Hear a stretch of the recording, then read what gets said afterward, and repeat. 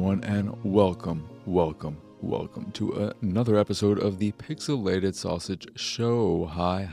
I am, of course, your host, Marcus Nez. And, just gonna get right into it this episode with The Last of Us, the TV show. I talked about probably not watching it after my dad watched it on his own without me after we planned to watch it together. But of course, things happen. And because of those things are different. And yeah, but I decided to give it a go when I was struggling to think of anything else to watch. I said to myself, well, why not just watch The Last of Us? And that is what I did. I'm all caught up with the 5 episodes that are currently out, and I'm going to focus on the 3rd episode, which is the episode that has received the most discourse. There's been a lot of hubbub around it. There's been a backlash amongst viewers, critically beloved, a lot of people spouting hyperbole, a lot of canonisms out there, a lot of people saying, just get the Emmys out there now, give them all the awards, greatest episode of TV of the year. I mean, it's a short year so far, it's not hard to do, but also people saying one of the best episodes of television ever, and some even saying the best episode of television ever. Would I go that far? No. But I think there is a lot of truth to the praise that episode has gotten. And I love and love without the much of it. However, it is with incredible and extreme caveats that my love exists. And I think, one, just to put it out there before I start to talk about it, the nothing, I will be avoiding super specifics, probably, but maybe I'll even throw that out the window. That said, I will not talk around it to such an extent that it will be a spoiler-free conversation. So if you haven't watched it and plan to, skip ahead. There are timestamps, of course, on YouTube and in the description for audio listeners. So if that is a concern, you've been warned now. The 3rd episode follows Frank and Bill. More so Bill and Frank. I don't know why I said Frank first and not Bill. One, before I even get to the story and the episode itself. Holy shit. The actor who played Frank, this is something that is only going to be distracting or noticeable for people who are particular about this or who are easily distracted or whatever, and those who have played the game. But that actor, he looks so much like Joel from the game that it was mildly distracting. I would think every time he was on screen, holy shit, that's Joel. That's Joel, everyone. What's happening? What's going on? Are they trying to play a trick on me? And they weren't playing a trick on me. But the episode mostly focuses on the relationship of Bill and Frank as it develops over time during this pandemic. And it is something that is different from the game. Not only the exploration of this relationship, but the outcome of it, where it goes, and where Bill's journey ends. You don't see Bill and Joel and Ellie together because he's already dead. That's a huge spoiler. So fuck it. I guess I'm not even talking around spoilers. But the caveat I spoke of not that long ago is the incredible, convenient way in which this relationship begins. The coincidence, the forced nature of it. And I am more than willing to hear arguments against this criticism. And I want to also remind people I loved a lot of this episode, but I don't think you can ignore the fact that in this world, with a lot of people dead, not many survivors, that the one survivor who just so happens to show up on Bill's land, he just happens to be another gay man, and a good gay man. And by good, I mean he's not out for himself and going to backstab him and blah, blah, blah, blah, blah. That is incredibly convenient and coincidental and just feels forced and phony and inauthentic to a point, because it is.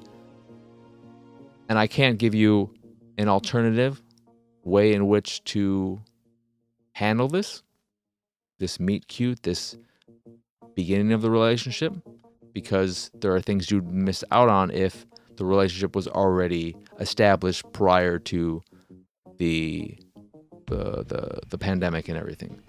And I didn't want to spend too much time thinking about my thoughts on this episode until talking to you all now, because I wanted this to be fresh and all that. However, the fact of the matter is that what we get from this forced beginning, this coincidental, convenient, meet cute, etc., is so beautiful and done so well that it makes up for that. It's not excusing it. I can't at least just act like that isn't an issue, but I can ignore to a point. I can accept that we needed that in order to get the rest of the story, to get this beautiful story. Because the story we get, this relationship between Bill and Frank, is so beautiful, and I'd have to think about it, and there are so many things I haven't seen, plenty of indie films, I'm sure, and series, whatever, but I can't think of a better representation of queer love on film, in movies or TV. I can't think of anything better than this, because every other example of this I've seen, even if it's in small ways here and there, they can never escape the fact that they are telling a story about queer love. The queerness, quote unquote queerness, is not something that they can get past. But in this, it doesn't fucking matter. It's just a love story. And that is something I've been waiting for so long.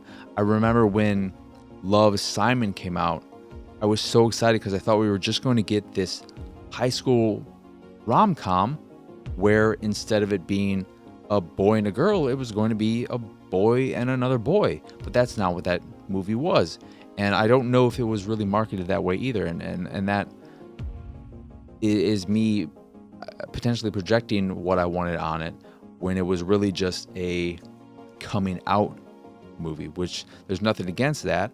And I think in many ways it's still good in that sense. I think the directions this story takes in some places, and that douchebag blackmailing sub-stories, it kind of ruins the whole thing for me. But that was a letdown. And a recent movie Rose? Is that what it's called? What's his name? Billy Eisler? On Billy on the Street. That movie, that didn't work for me on multiple levels. But here, we just get this incredibly beautiful love story. And there's not much to say about it specifically. I am so happy it exists. I don't understand what the pushback is, because I haven't looked into it. I don't feel the need or desire to read a bunch of dumbasses complaining about something for what I can only assume with a very strong, educated assumption, guess, whatever, that all the reasoning for people being upset is stupid as shit. And maybe it's, this doesn't follow the games. You need to follow the games. And even people who, I've watched some critics and content creators talking about the episode or just the show in general, complaining at times that they didn't do this scene from the game, they didn't do that scene, I wish they would have done this. And anytime I see those complaints, even when they're still very much so enjoying the show and have nothing but positive things to say about it, except for those minor complaints, I'm thinking, why do you need that? There are enough little callbacks. You don't need to have direct scenes from the game. It's nice to have these callbacks. I can only assume that the little bit of dialogue about shooting being really hard or whatever it was, where Joel was saying, yeah, in a lot of gunfights, everyone just misses each other. That's just a general thing. That's not a me thing. That's not me saying. That's just a general thing. And when that line happened, I thought, you speaking to me, because you're basically just trying to make sure I know the fact that I thought the shooting sucks so much in The Last of Us that there's a justification for it, and it's just that real people suck at shooting. It's just the way it is. You know what? It doesn't fucking matter in the game. It fucking feels like shit. But episode 3 is beautiful, and the fact that the story is handled so well makes up for that forced beginning. Then, before I move on to what I've been playing, and just continuing with The Last of Us, I really, really, really liked episode 5. I really liked the direction the show, probably more so than anything, because like the Bill and Frank love story is just the standalone thing I loved, and I don't think in the context of the show and the story that it added. It feels so of it like on its own, that how much does it add to the overall narrative? And there's nothing to say you can't have that you can't have these side stories that give you a little break. And I love the fact too that I was really concerned, is Frank gonna die during some gunfight or something? Is he gonna get shot when the compound is being raided? Is that how we're going to lose him? And I'm so happy that they just got to live their life together. And it in some ways it reminded me of Seeking a Friend for the End of the World and the way that ended. But I thought it was just so beautiful and lovely. But then I really liked the direction the show took with Henry and Sam. I thought the actors were great. I liked the change to Sam, his character. And since that episode is very fresh, I don't want to talk too in specifics about it. But I really like that. It's funny that The Last of Us decided to completely rip off Gears of War. You know, fucking Where's Xbox coming to sue Sony? Here's the fucking, hey, you don't want us to buy Activision Blizzard? Well, we want some money for The Last of Us because you put this shit from Gears of War in your show. What's the dealio? But that set piece was something to behold. It was incredible in many ways. I would just say the one thing I didn't like about it is, and people I believe already know that you'd see one of these characters at some point, one of these infected, the boomer or whatever it's called, the big bad bulky one. I kind of wish that wasn't in the show at all, because the show up until this point has felt very grounded, and that thing was very over the top and somewhat silly. It was like the Hulk wreaking havoc over this space, and it took me out of it a little bit. But the Henry Sam stuff was so good. It's after episode 3, easily my favorite part of the show to date. And I've heard, I do want to say too, that I think the first 2 episodes are a bit rough. The second episode in particular is the roughest, which makes sense. It was directed by Neil Druckmann.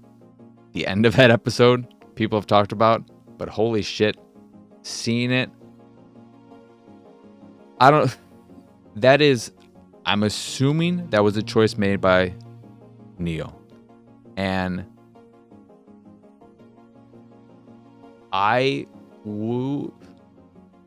it is inching towards Joss Whedon-esque.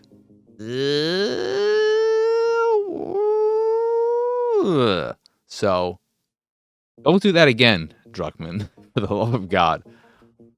I hope that was you getting that one shit out of your system, because that was, I hated that. But it's very, very well done. There's no question. I'll wrap things up for now. I feel like I've just kind of run all over the place and meandered. It is unquestionable that this is the best video game adaptation, the most well-made adaptation ever made, and may very well hold that crown forever, because one, being a series gives them a lot of room to explore the story. 2, it was a game that was so narrative heavy and already very cinematic and movie-esque that the translation is very one-to-one, and it makes sense and it fits and it suits the medium very well. But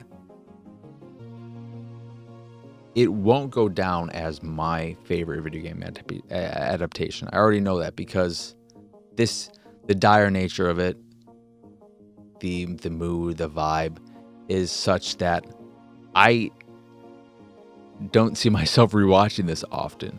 Whereas, and also, it is such a one-to-one with its changes here and there, but it is very much so like the experience I had playing the game, with things that are better in this adaptation and things that are worse because I'm not in direct control. But it is just experience that story again. And stuff like Mortal Kombat or Street Fighter is just so much fun and enjoyable on a completely different level. And something like Detective Pikachu is a fun family movie that is great, because I love seeing that world come to life, and they do such a good job of world building in that movie, more so than anything else, that stuff like those movies are still more in the favorite camp, whereas The Last of Us is in the this is just good fucking cinema camp. It's similar to Logan in that sense, where Logan is just a good fucking movie. But I would rather watch the Wolverine than Logan multiple times, or Captain America: The First Avenger. You plug in a lot of movies, the Ant-Mans and stuff like that. The Last of Us is just a good ass show. But that'll do it for all that and us. I'm gonna get on what I've been playing, starting with Wanted Dead. And I don't have much to say about this game because I played it for a half hour. It crashed on me twice. I lost a fair amount of progress. I'm playing this on Xbox. I lost a fair amount of progress playing this game. And there are multiple strikes against this game. 1 and 2. 1 crashed on me twice within or during 30 minutes of play. So the fact that it crashed on me twice in such a short period of time, not good. Strike number 2, it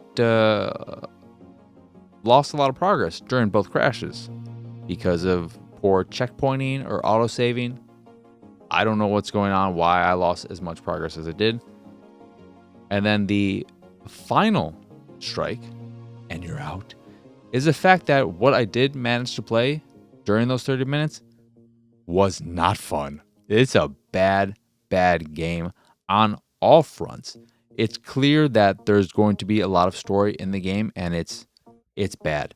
This is a game that in many ways feels like a 360 era action game, like Ninja Blade or insert any other similar game there. But it plays worse.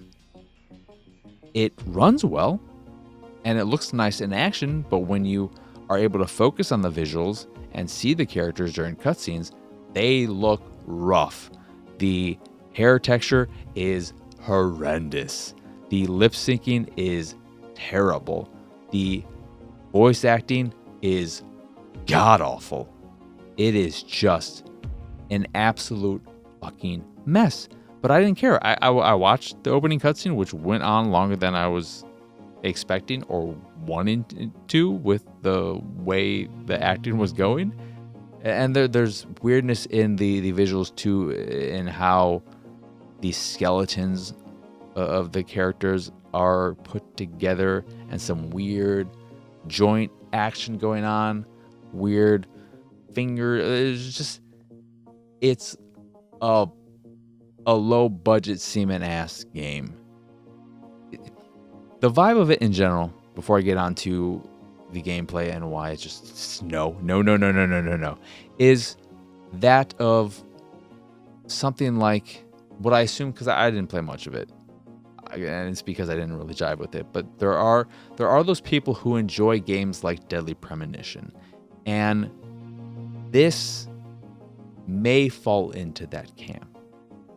However, I think with Deadly Premonition, people accepted the bad gameplay because the world and the story was so interesting and weird and out there, and I think there was an openness to it and ability to really explore the space and discover things that's not seemingly in Wanted Dead. But when I finally got to play the game, it felt horrible. And it's because I think they decided they wanted to have their cake and eat it too. And by that, I mean, this is a melee game with a significant amount of shooting. It's a melee / cover-based shooter. And both of those slices of the pie suck. The shooting especially feels horrible. It is so bad. The cover system, which is based on your proximity to cover and you just automatically go into it, garbage. There are it's so janky because there are so many times that the enemy throws grenades, but I see an enemy throw a grenade and they throw it forward. Their animation is throwing it forward, but then the grenade just goes in a 90-degree angle to the side in front of the cover I'm in. Like, all right, game, whatever. Fucking fuck me, I guess. But the shooting feels awful. And I just figured, okay, the shooting probably when I was doing the tutorial and saw there was a shooting mechanic, which I didn't realize there was. I thought there was just the pistol that you could use during melee as like a parry system. I thought, okay, it's not going to be a big part of the game. It'll be fine. It'll be fine. The opening action sequence is just shooting. And you can run up to enemies and fight them melee if you want, but when they're all shooting at you, you can't do that. You need to do it. You need to play the game like a cover-based shooter. You have 3 AI teammates with you, but they fucking suck. I don't know what they're doing. They're not killing anyone. They will give you 1 free revive, maybe between checkpoints. I don't know how that system works and when it's reset. But the shooting just feels awful. It feels awful. Then the melee, which works on a very hack and slashy system with parrying. You have a shield, a blocking, and then a parry system with the left bumper. And then with certain unparryable attacks, you can use your pistol to stun an enemy. And I thought, maybe the melee is going to feel really good and tight, and I would get into the flow of things when I was able to focus on the melee. But that didn't work either. It felt, as I alluded to, it just felt like a hack and slashy, mindless action game where no thought is required for the combat. And when that realization crept inside me, I realized I hate this game. I don't want to play any more of this. And it crashed on me twice, which pissed me off. The story fucking seems stupid as shit. The acting, horrible. The visuals, anytime they linger on them and you can actually see them and focus on them. I can't remember the last time I had such a strong visceral reaction to a game so quickly in a negative way as I did with it. It just, part of it too is just the fact that I was really excited for this game. I thought it was going to be an incredibly cool game, and the like that 360 era action game, that is something that could work for me. But I think if they threw out the shooting and really focused on crafting an in-depth combat system, it would have been better. If they did something more along the lines, and I need to go back and play through this game in its entirety, but if they did something more like Metal Gear Rising Revengeance, is that the full name of that game? The riding game. If it was more in line with that, I think it would be a better game. If it was what I remember playing of Ninja Blade, I remember liking, but I also think that game was a way more sort of a weird in between an action game and Azura's Wrath of being very quick time heavy. Man, it is just incredibly unfortunate that there are those bugs and the crashes, and then the fact that the game just does not have any redeeming quality. The story isn't enough to drive one forward. And like, part of me too was disappointed that there weren't any accessibility options or lower difficulty, because I kind of just wanted to not have to be concerned about the crashing and throw it on super easy or turn on some accessibility options and just hack and slash very easily my way through more of the game to just see maybe there are fun things and directions it goes in. And there's a pretty hefty skill tree, 3 for offense, defense, and I don't remember the other one. But you get some abilities like this bullet time thing where you push in the triggers, I believe. Not the triggers, the analog sticks. And then she'll do something. Like, there's some nice animation in the action and cool takedowns that are nice to look at for a few seconds. But then you're back to playing the game and it just isn't good. So that is Wanted Dead, and sadly, you're not gonna want it right now. Best leave it dead. Then the other game I played is 10 Dates, which is the follow-up to 5 Dates, a game I really enjoyed. And I was very excited for this. And wouldn't you know it, it disappointed me as well. Happy fucking Valentine's Day. You broke my heart. This game adds, as you might assume or be able to tell, 5 additional dates. And now you have the option to choose what character you play as from a sexual standpoint. So there's a man and a woman.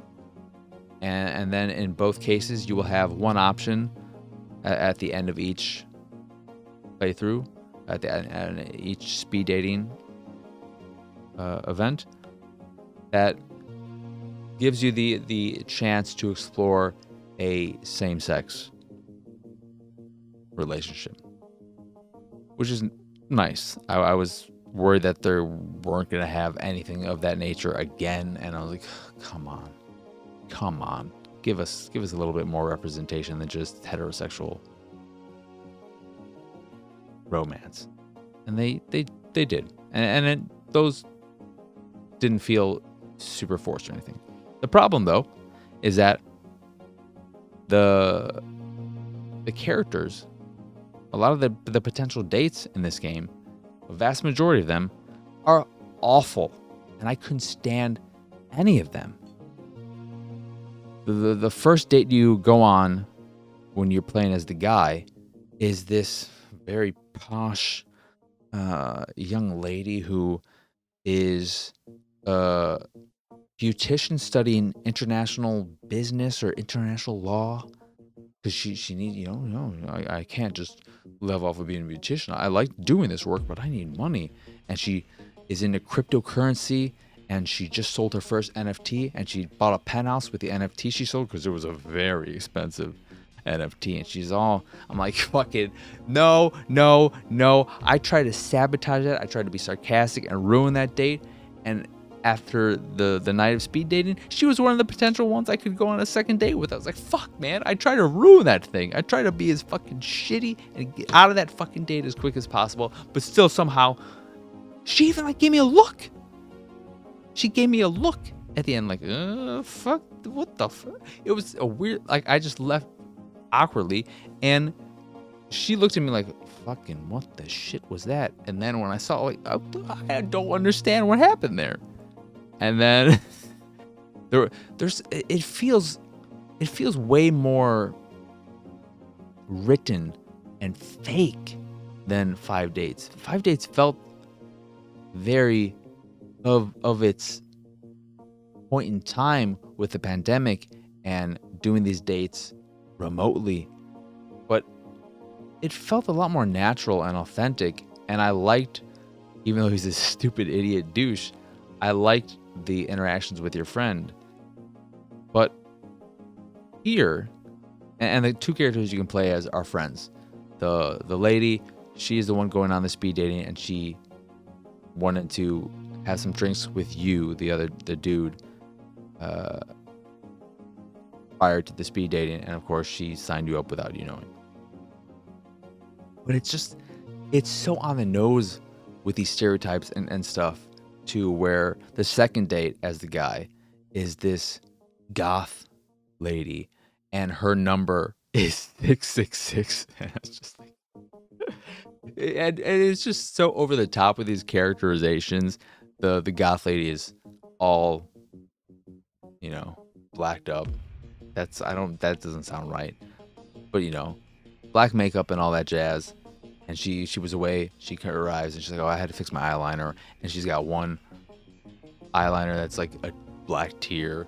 She brought her own goblet, and she brought her fermented booze because she's not going to drink the shit that's there. I forget what her job was. Some of these characters are super judgmental.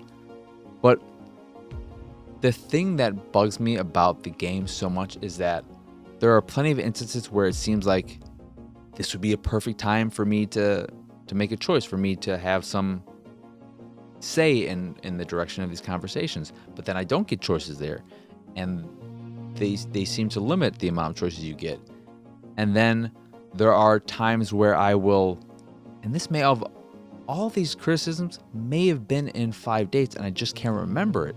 And part of 5 dates and my enjoyment of it may have been the fact that I streamed it. It's been long enough that I can't really compare the two. But there are instances where I will make a choice, because you're mostly just picking very simple one-word responses that are elaborated in the way your character is reacting and responding. And there are plenty of instances where he goes off on some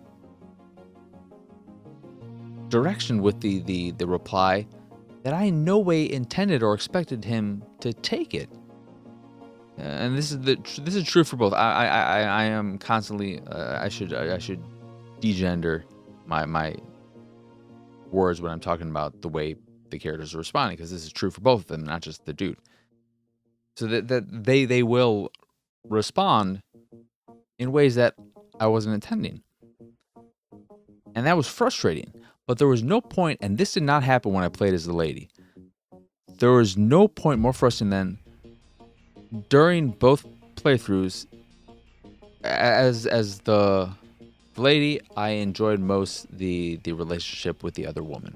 I thought that was handled pretty well. There are still ways in which they have to add. It's just like, okay, you need to make more drama in here, so she's under house arrest or whatever, and she's also can't afford to pay this bill, and she's got this shit going on. Like, I fucking get it. But with the guy, that is the only one where there was a date, a footballer who I adored her. I thought her personality was so great, and I just liked everything about her. She was so lively and bubbly and fun and open. She was great. And that is the date I explored on a second date. And on that second date, we played Truth or Dare. And when I picked Dare for the first time, what she asked was that I, for 30 seconds, tell her a story or something, or just talk to her, continue the conversation while doing my orgasm face, while holding my orgasm face. And I thought, okay, this is gonna be interesting. Like, I'm not gonna clearly have any control over this, so I'm just gonna have to watch this dude fake orgasm while talking to her for 30 seconds. But what pissed me off in that moment, and then the date just derailed after this point. When he's doing this, it's going really well, and she's laughing because it's a ridiculous face, and he's making noises too. But about halfway through or so, he calls out a name. It's not the date's name. It's his friend's name. The one who he had drinks with and, signed him up. When that happened, when I heard that, she heard it too, and she had the same fucking reaction. So I was like, what? Who? I do not understand why the game decided that. As far as I know, there is no secret storyline where you can explore a relationship with your best friend. I don't know if they're best friends. I can't remember if they were ever called it or referred to each other as best friends. But why the game decided to throw that little hiccup, nugget, whatever the fuck you want to call it, into the story, into that moment, and just ruin my date for me in a way that just, like, I didn't do anything up to that point with my interactions, because you don't have much say or control over the interactions you have with the friend. It's just sort of a point where they summarize what is going on and just bookend the speed dating and then the other dates, the sequences, the chapters, whatever you want to say, or however you want to refer to them. I don't understand what the game was thinking. And it was in that moment that I was so fucking pissed off that I almost just turned off the game there and just said fuck it. But then I did want to see what the ladies' dates were like. Her dates were fucking horrible, horrible, horrible, horrible. Except for the lady you interact with at the bar after the night of speed dating. Yeah, it's just it felt, and again, I'm comparing it and remembering 5 dates potentially wrong, but it just felt like there were more choices that were out of my hand, responses and replies that went in directions I in no way intended them when I selected the choices. Whenever I did get it just I felt the designer's hands way more in 10 dates than I remember in 5 dates. 5 dates just felt so much more genuine, and this felt it felt more gamey and more written. That was a pretty big disappointment for me. But yeah, that's pretty much it in terms of what I've been playing. We have a few Patreon questions, 2. I'm gonna get to them right now.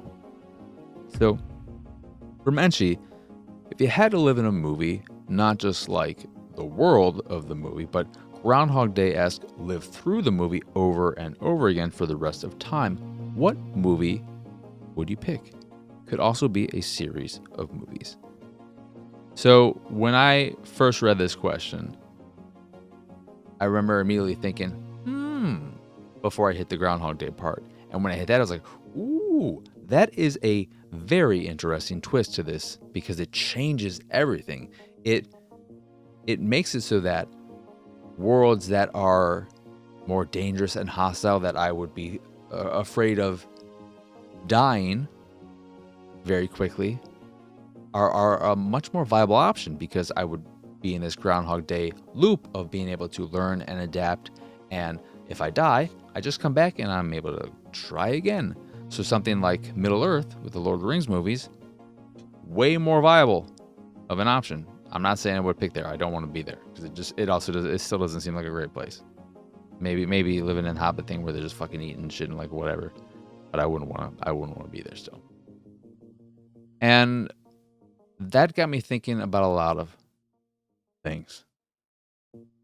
The obvious answer, regardless of the Groundhog Day nature of it, is the before movies because it's just two people connecting over time and being in these beautiful places while they're doing it.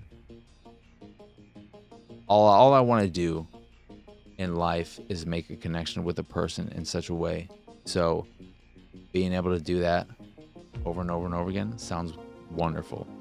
It also sounds like it would eventually be incredibly painful to connect with someone but never be able to fully explore it, so that it's a double-edged sword. And then I thought to myself to, not taking it to its fullest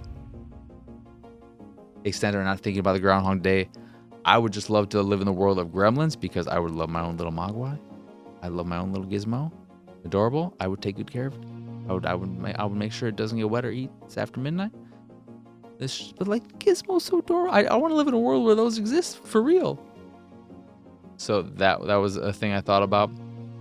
But then the answer I came to was something that when I got to it, it just made so much sense. Because before I get to my actual answer, something like Avatar, it has this fantastical world.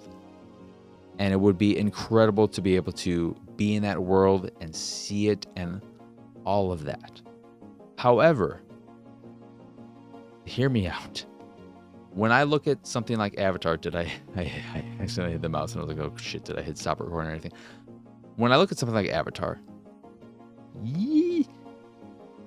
I could see a future where we are able to see, where we're able to visit a place like that.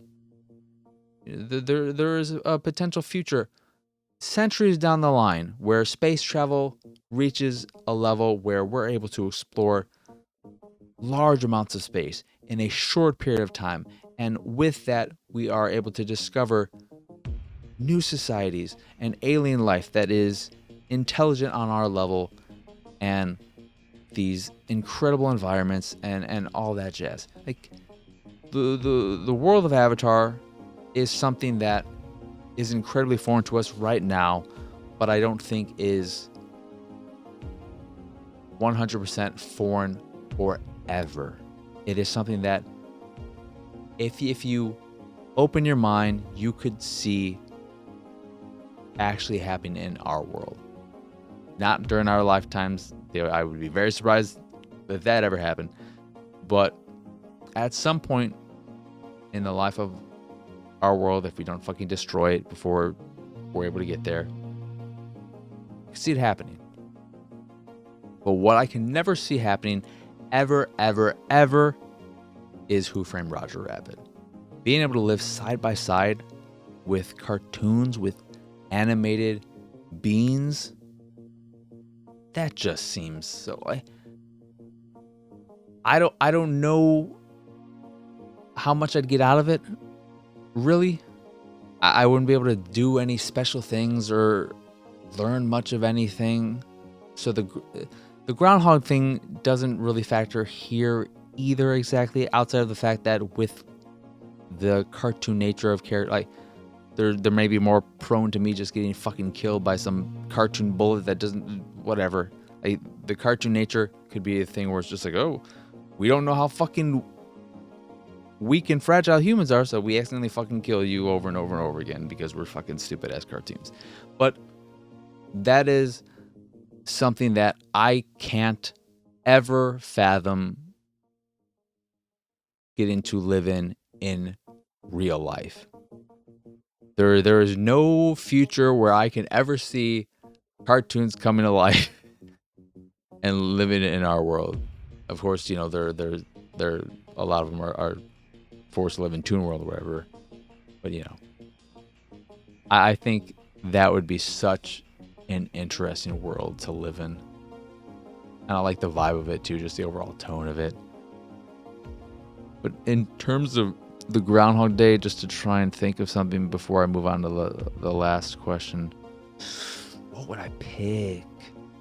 What would be a good thing? That is something where a world like Middle Earth makes more sense. But I still don't want to be in Middle Earth.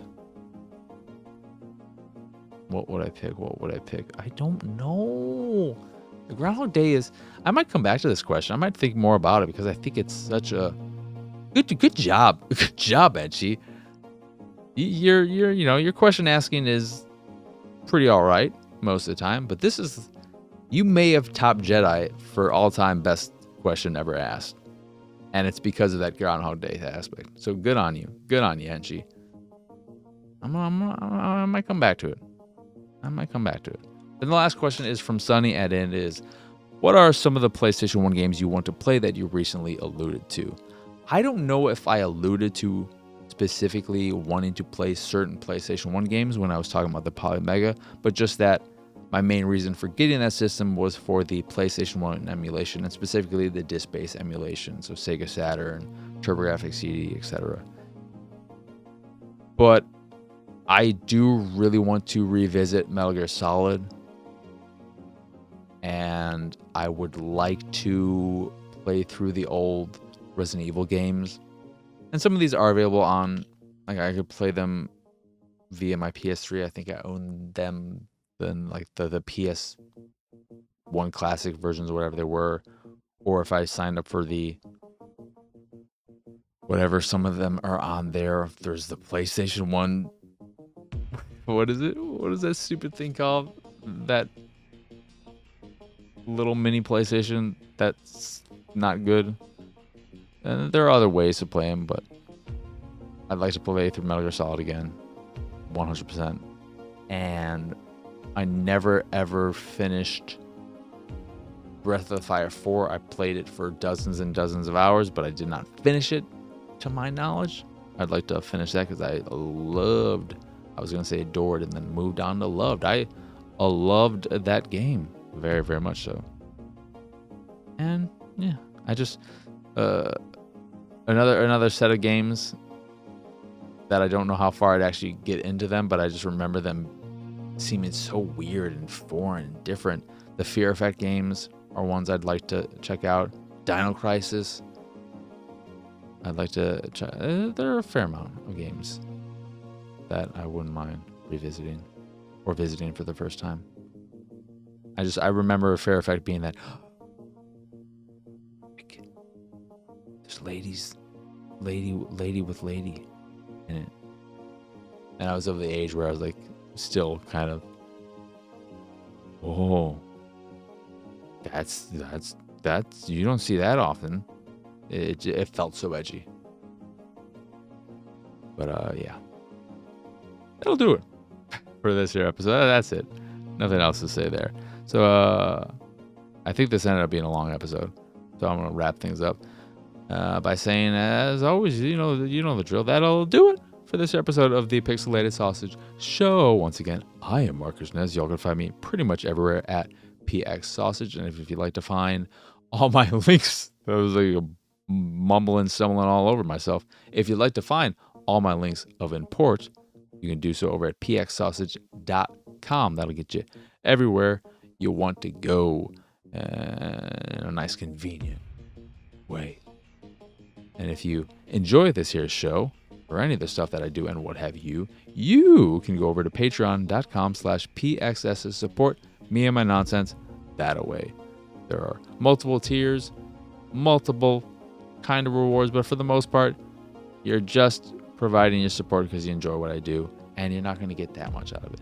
You can ask questions at the $3 or higher tier, like Enchi and Sunny did this episode, and with the $5 tier, we can talk about Attack the Backlog, and just there's some little extras you get with that.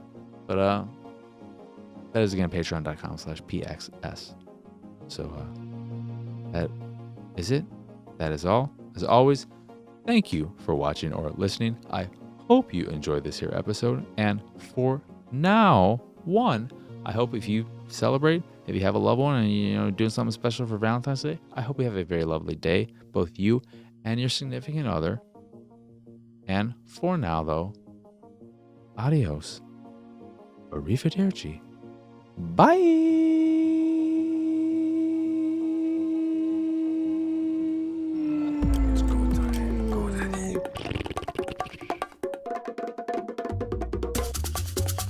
It's go time.